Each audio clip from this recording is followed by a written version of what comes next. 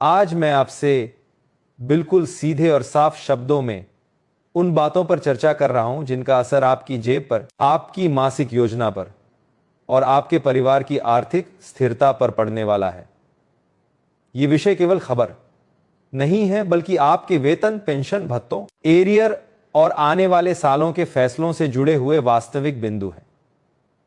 इसलिए इसे सिर्फ सुनकर छोड़ देने के बजाय समझना जरूरी है, ताकि आप अफवाहों में न फंसें और समय रहते सही तैयारी कर सकें। आप भी महसूस कर रहे होंगे कि पिछले कुछ वर्षों में महंगाई ने सामान्य घरेलू बजट को कितना दबाव में डाल दिया है। दूध, सब्जी, दाल, किराया, बिजली पानी, बच्चों की पढ़ाई, दवाइयां, टेस्ट, इलाज, हर खर्च लगातार ऊपर गया है। और जब आय तय हो तो हर सरकारी निर्णय का असर दोगुना महसूस होता है।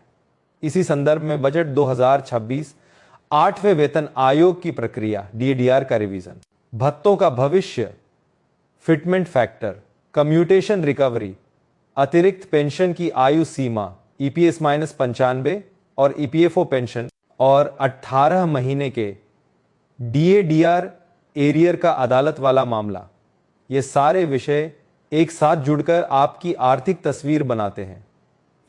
सबसे पहले बजट 2026 की बात कर लेते हैं, क्योंकि आने वाले समय की सबसे बड़ी आर्थिक घटना यही है। बजट सत्र की शुरुआत 28 जनवरी से होने वाली है और 1 फरवरी को आम बजट पेश किया जाएगा। इस दौरान सरकार देश की आर्थिक दिशा, प्राथमिकताएं और अगले वर्ष के लिए खर्च व नीतिगत फैसलों का खाका रखती है। बजट से पहले चर्चाएं तेज हो जाती है और यही वह समय होता है जब सोशल मीडिया पर सबसे ज्यादा भ्रम फैलता है। इसलिए यहां सबसे जरूरी बात यह है कि आप पक्की खबर और गूंजती अफवाह के फर्क को समझें। अगर आप चाहते हैं कि ऐसे ही साफ सुथरे अपडेट लगातार मिलते रहें तो अभी से सब्सक्राइब कर लीजिए, क्योंकि सब्सक्राइब करना मुफ्त है, लेकिन गलत जानकारी से बचना बहुत कीमती है। अब बजट से कर्मचारियों और पेंशनर्स को क्या उम्मीदें हो सकती हैं? कुछ चर्चा टैक्स में राहत को लेकर चल रही है। इनकम टैक्स स्लैब में बदलाव, छूट सीमाओं में मामूली सुधार, मिडिल क्लास पर बोझ कम करने के संकेत जैसी बातें सुनाई देती हैं। लेकिन साथ ही यह भी संकेत हैं कि सरकार बहुत बड़ा नया वित्तीय बोझ लेने से बचना चाहती है। बड़े और अचानक फैसले अक्सर राजकोषीय संतुलन को प्रभावित करते हैं और सरकार का ध्यान इस बार भी एमएसएमई, इंफ्रास्ट्रक्चर, रेलवे, रक्षा में आत्मनिर्भरता, ग्रीन एनर्जी और एनर्जी रिफॉर्म जैसे क्षेत्रों पर ज्यादा रहने की संभावना मानी जा रही है।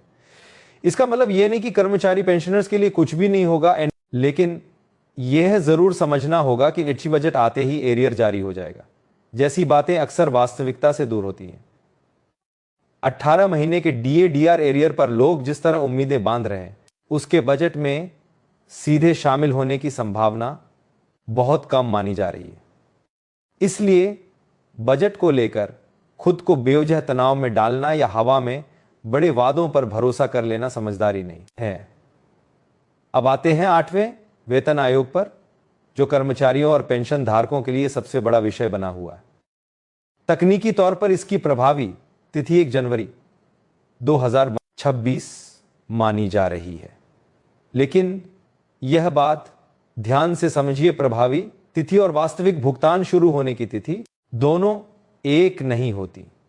वेतन आयोग की प्रक्रिया लंबी होती है। आयोग का काम डेटा संग्रह, विभागों से सुझाव, रिपोर्ट तैयार करना, फिर सरकार द्वारा समीक्षा, मंजूरी और अंत में लागू करना, इन सब में समय लगता है। आमतौर पर रिपोर्ट तैयार करने में लगभग 18 महीने का समय माना जाता है और उसके बाद भी सरकार को निर्णय लेने में कुछ महीने लगते हैं। यही कारण है कि व्यावहारिक तौर पर बढ़ा हुआ वेतन और बढ़ी हुई पेंशन 2027 के अंत या 2028 की शुरुआत में दिखने की संभावना अधिक मानी जाती है। यह बात कई लोगों को निराश करती है, लेकिन वास्तविकता यही है कि इस प्रक्रिया में समय लगता है। हालांकि राहत की बात यह है कि जब भी नया वेतन और नई पेंशन लागू होगी, उसका एरियर प्रभावी तिथि से देय माना जाता है। यानी बेसिक वेतन और बेसिक पेंशन का अंतर 1 जनवरी 2026 26 से गणना में आएगा। इससे कर्मचारियों और पेंशनर्स को 18 से 24 महीने तक का एरियर एकमुश्त मिलने की संभावना बन सकती है। लेकिन यहां सबसे बड़ा और सबसे संवेदनशील मुद्दा भत्तों का है। पिछली बार 7वें वेतन आयोग में यही हुआ था कि बेसिक सैलरी, बेसिक पेंशन का एरियर मिला, पर भत्तों का एरियर नहीं दिया गया। HRA, transport allowance, uniform allowance, children education allowance जैसे भत्ते बेसिक से सीधे उसी तरह लिंक नहीं माने गए और सरकार ने इनके पुराने बकाये का भुगतान नहीं किया। इसका नुकसान लाखों कर्मचारियों को हुआ, क्योंकि भत्तों का हिस्सा कई कर्मचारियों के कुल वेतन में महत्वपूर्ण भूमिका निभाता है। इसीलिए इस बार कर्मचारी संगठनों की मांग बहुत स्पष्ट है कि अगर सैलरी और पेंशन का एरियर दिया जा रहा तो भत्तों का एरियर भी दिया जाए। यह मांग केवल अधिक पैसा की नहीं है, यह समानता और न्याय की मांग है, ताकि पिछली बार की तरह नुकसान दोबारा न हो। अगर आपको ऐसे ही मुद्दों की समय समय पर सरल भाषा में समझ चाहिए तो सब्सक्राइब जरूर करें, क्योंकि आगे जैसे जैसे प्रक्रिया बढ़ेगी हर छोटा अपडेट आपकी प्लानिंग बदल सकता है। अब एक और परत है वेतन आयोग और राजनीति का समय चक्र। यह कोई नई बात नहीं कि बड़े आर्थिक निर्णयों का माहौल चुनावी वर्षों में ज्यादा सक्रिय हो जाता है। 2026 में कोई बड़ा आम चुनाव नहीं है, लेकिन 2027 में उत्तर प्रदेश जैसे बड़े राज्य में विधानसभा चुनाव है और अन्य राज्यों में भी चुनावी गतिविधियां होती रहती हैं। वेतन आयोग को रिपोर्ट देने के लिए जो समय सीमा समझी जाती है वह भी उसी समय के आसपास पड़ सकती है। इसलिए कयास लगाए जा रहे हैं कि 2027 के आसपास सरकार कुछ बड़े संकेत या फैसले सामने रख सकती है। लेकिन कर्मचारी पेंशनर्स के लिए सबसे जरूरी बात यह है कि वे चुनावी चर्चाओं से अलग नियमों और प्रक्रियाओं को समझें, क्योंकि आपका फायदा बॉल कब मिलेगा, यह बड़ी हद तक कब लागू होता है इस पर निर्भर है और लागू होने में समय लगना तय है। अब आते हैं उस बिंदु पर जिस पर पूरी वेतन संरचना टिकती है, फिटमेंट फैक्टर और मिनिमम पे। फिटमेंट फैक्टर केवल एक संख्या नहीं है, यही वो आधार है जिससे नई बेसिक सैलरी और नई बेसिक पेंशन बनती है और उसी के अनुपात में बहुत से घटक प्रभावित होते हैं। 7वें वेतन आयोग में कर्मचारियों की मांग थी कि मिनिमम पे को ज्यादा रखा जाए और फिटमेंट फैक्टर भी ज्यादा हो, ताकि वास्तविक बढ़ोतरी महसूस हो। लेकिन तब सरकार ने अपेक्षा से कम फिटमेंट फैक्टर तय किया और बहुत से कर्मचारियों को लगा कि बढ़ोतरी कागज पर ज्यादा दिखी, पर महंगाई के मुकाबले राहत कम रही। इसी अनुभव के कारण इस बार मांगे ज्यादा मजबूती से रखी जा रही हैं कि फिटमेंट फैक्टर ऐसा हो जो आज की महंगाई और जीवन यापन की लागत के अनुरूप वास्तविक राहत दे सके। इसी क्रम में मिनिमम पे की मांग भी महत्वपूर्ण है। मिनिमम पे तय होना केवल नए भर्ती होने वालों की बात नहीं करता, बल्कि पूरी पे मैट्रिक्स के नीचे से ऊपर तक संरचना पर असर डालता है। अगर नीचे का आधार कमजोर होगा तो ऊपर के स्तरों में भी बढ़ोतरी की प्रकृति सीमित रह जाएगी। इसलिए फिटमेंट फैक्टर और मिनिमम पे पर जो फैसला आएगा वही तय करेगा कि 8वां वेतन आयोग केवल औपचारिक बढ़ोतरी बनकर रह जाएगा या कर्मचारियों पेंशनर्स के लिए वास्तविक राहत बन पाएगा। अब पेंशनर्स के लिए एक अत्यंत जरूरी मुद्दा है कम्यूटेशन रिकवरी। आज की व्यवस्था में पेंशन का एक हिस्सा कम्यूट कराने पर कई वर्षों तक मासिक पेंशन से कटौती चलती रहती है। बहुत से बुजुर्गों के लिए यह अवधि बहुत लंबी और दबाव वाली होती है, क्योंकि रिटायरमेंट के बाद उसी पेंशन से दवाइयां, स्वास्थ्य देखभाल और घर के जरूरी खर्च चलते हैं। इसलिए यह मांग उठ रही है कि रिकवरी अवधि को 15 वर्षों से घटाकर 11 या 12 वर्ष किया जाए, ताकि पेंशनर्स को जल्दी पूर्ण पेंशन का लाभ मिल सके और उनके ऊपर लंबे समय तक कटौती का बोझ न रहे। यह एक ऐसा सुधार है जो सीधे बुजुर्गों की मासिक राहत बढ़ा सकता है और उनके जीवन में स्थिरता ला सकता है। इसी तरह अतिरिक्त पेंशन की आयु सीमा भी बहुत महत्वपूर्ण विषय है।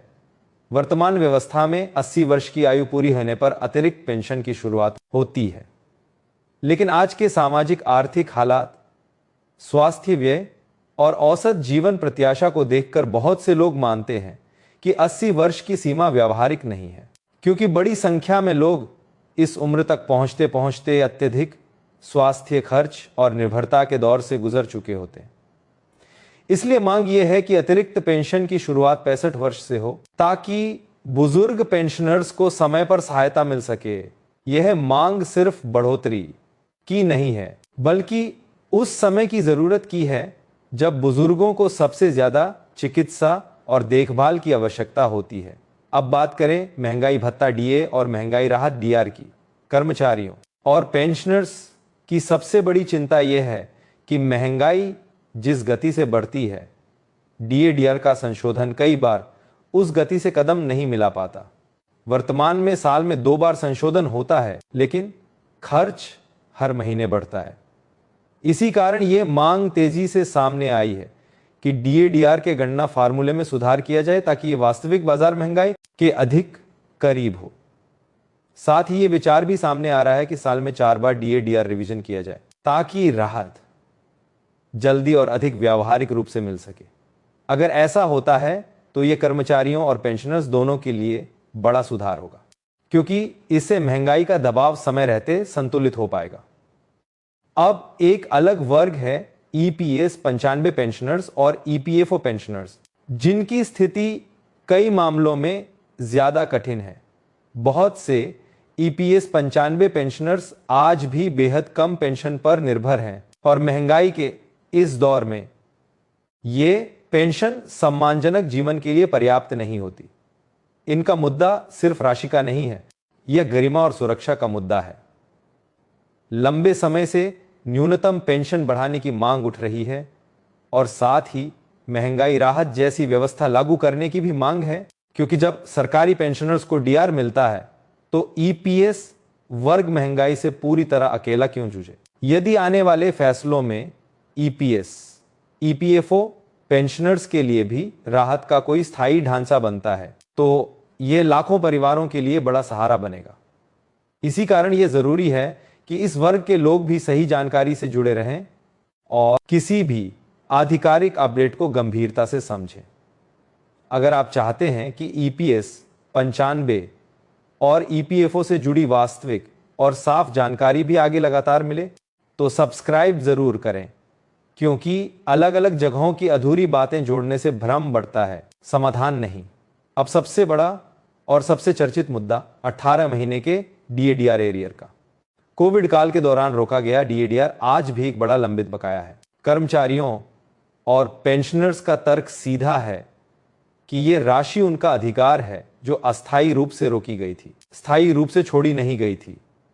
यही कारण है कि यह मामला अदालत तक पहुंचा और अब सरकार से पूछा जा रहा है कि यदि 8% ब्याज के साथ भुगतान किया जाए तो कुल वित्तीय भार कितना होगा।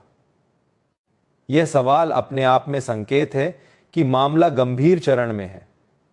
अगर निर्णय कर्मचारियों और पेंशनर्स के पक्ष में आता है तो यह एक बड़ी आर्थिक राहत होगी, और सिर्फ व्यक्तिगत स्तर पर नहीं बल्कि बाजार में पैसा आने से अर्थव्यवस्था पर भी सकारात्मक असर दिख सकता है।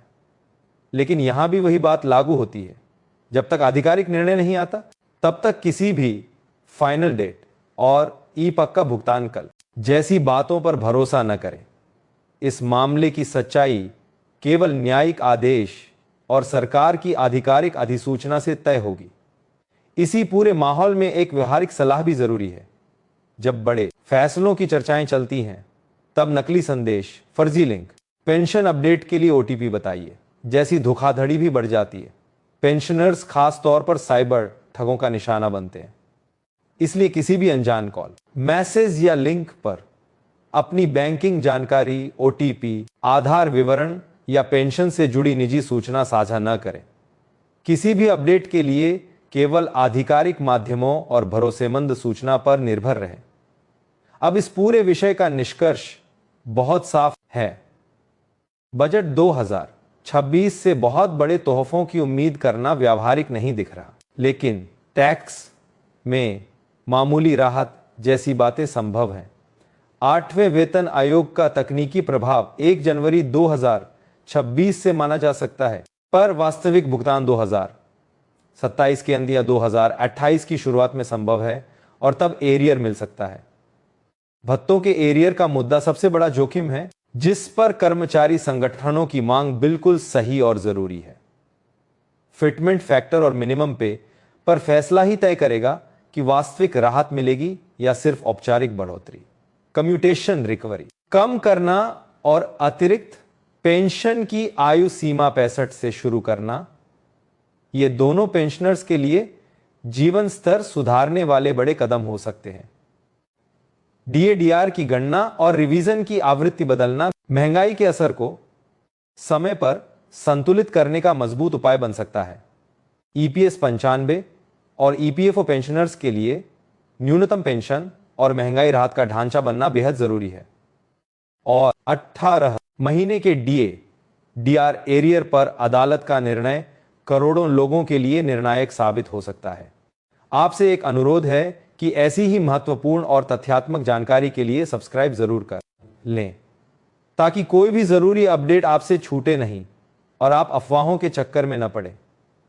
सब्सक्राइब करने से आपको समय पर सही जानकारी मिलती रहेगी और आप अपने दस्तावेज, बैंकिंग और वित्तीय योजना को बेहतर तरीके से संभाल पाएंगे।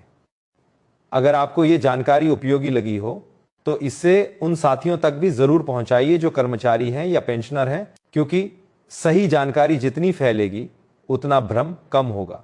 अंत में बस यही कहूंगा कि आने वाला समय फैसलों का समय।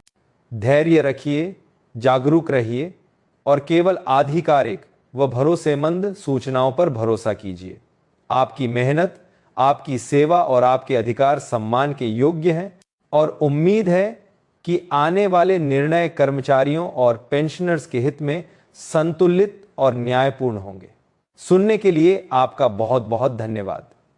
जय हिंद, जय भारत।